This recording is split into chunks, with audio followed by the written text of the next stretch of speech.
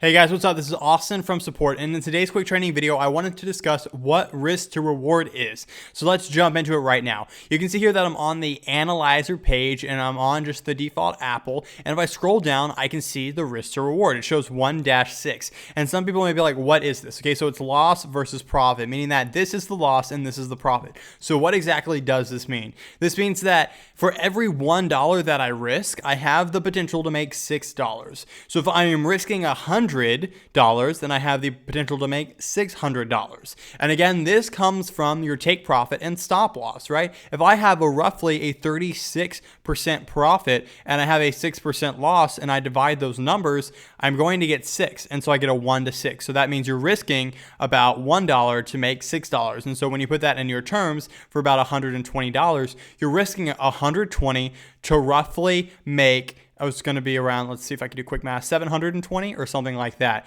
So you can see here what your risk to reward is. And again, that's the whole thing. You probably wouldn't be risking that much. But an example, that is how risk to reward works.